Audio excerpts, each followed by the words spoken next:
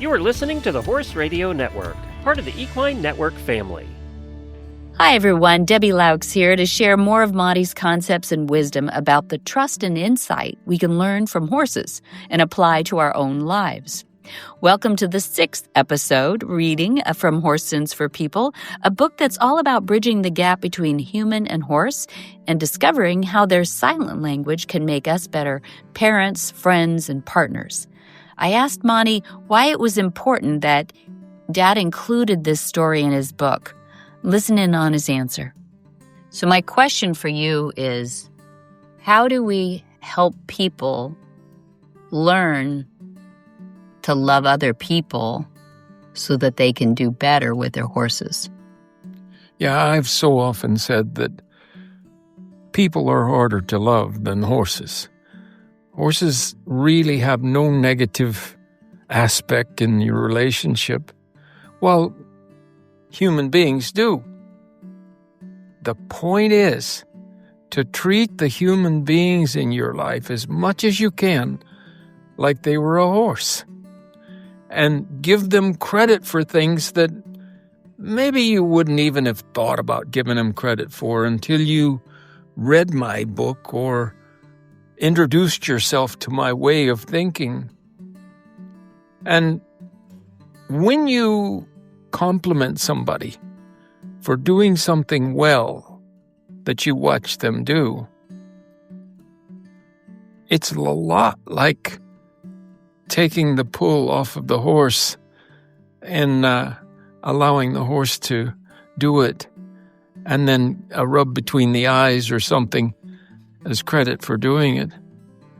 And I have a lot of friends in life and humans all over this world.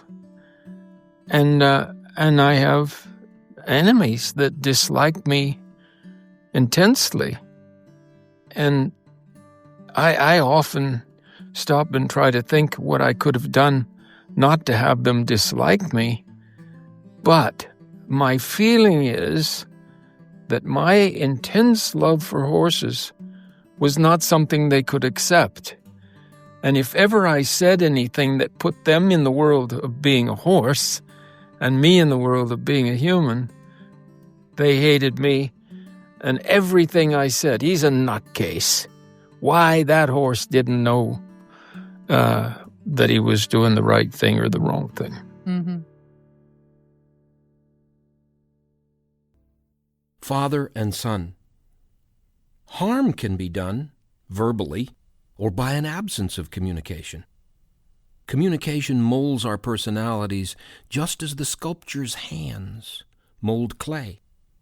If we find a way to come together with others, each of us understanding our mutual needs and desires, a bond forms. To acquire trust in a relationship is one of the most enriching aspects of life. But my own life is testament to the fact that communication between humans, even between father and son, is often flawed or lacking altogether. I was walking down Main Street in our hometown, Salinas, one day. I would guess I was about 10 at the time. I looked ahead and saw my father walking directly toward me. As he approached, I said, "Hi, Dad," but he looked at me and kept walking. What's great about HandsOnGloves? First, they remove hair beautifully. The nodules are designed to grab loose hair without pulling. Second, you can use them wet or dry. Dry brushing, bathing, shampooing, they do it all. The gloves don't slip when they're wet, which is a huge deal for bath time. 3, you have way more control than a traditional brush. Your hands follow the contours of the animal's body, around the face, down the legs, under the belly, over the hips. No awkward angles, just natural position. And, the last thing is animals really trust them because it's your hands doing the grooming. Horses and pets accept them much easier than a hard plastic brush. They're great for young horses, sensitive-skinned horses, rescue animals, animals new to handling, and they protect your hands too. We trust them. You can too. At Monty Roberts University, we have one of the most comprehensive, accessible, and transformative equine education platforms in the world. Here's what makes it truly exceptional. We have over 900 video lessons from Monty himself and top trainers all over the world. We learn the language of equus on there. Monty Roberts University is built around Monty's lifelong work of decoding equus, the nonverbal communication system that horses use naturally.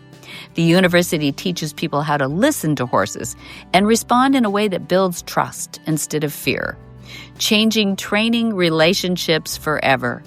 You can learn anytime, anywhere. The platform is available 24/7 on any device, and it's proven gentle and science-backed methods. We solve real-world problems. The university covers issues that riders encounter every day: spooking, bucking, trailer loading, tying, catching, leading, groundwork, and more.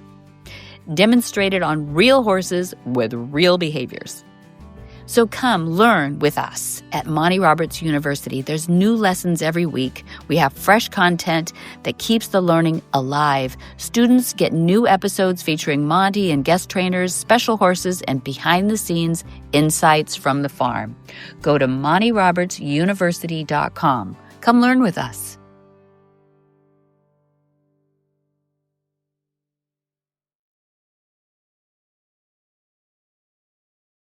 I couldn't decide if he had seen me or not, so I said, "Dad, hello." He was only about 3 feet from me, and he looked directly at me.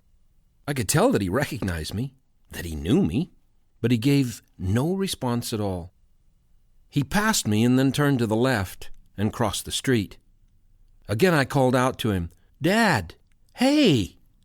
I shouted loud enough the whole neighborhood could hear, but he just kept walking.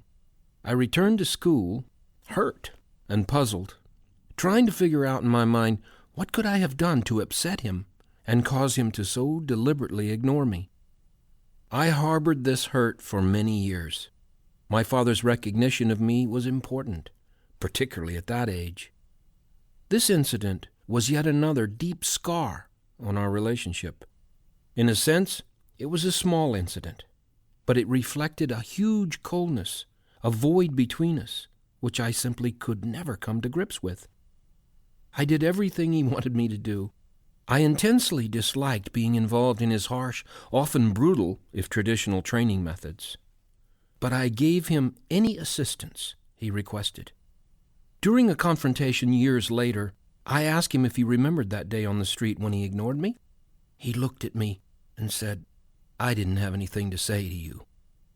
I let it go, because I guessed that was an answer. By then I knew that it would achieve nothing to point out that I'd not been asking for a conversation that day, merely an acknowledgement of my presence. Greetings take little effort. Children need to know they are important to someone. A parent refusing to acknowledge the presence of a child is like a mother animal refusing to allow a newborn to drink from its udder. It is a refusal of life itself. Parents must take responsibility for their children's emotional welfare. The impressions of humanity they grow up with will mold them. For a few critical years in my development, I lived with the knowledge that my father had ignored me. In this case, the child's logical conclusion was that he wasn't worthy of a greeting and is rejected by his family. If a message of rejection is given to a child, we should not be surprised if the child rejects the family, and perhaps, in the end, the larger society. I had done nothing to cause my father to ignore me. I was a hard-working youngster who any father might have been proud to have raised. The incident, however, has caused me to view relationships with people with a degree of skepticism. But if the adults in my life didn't seem to make much sense, the horses were starting to make perfect sense.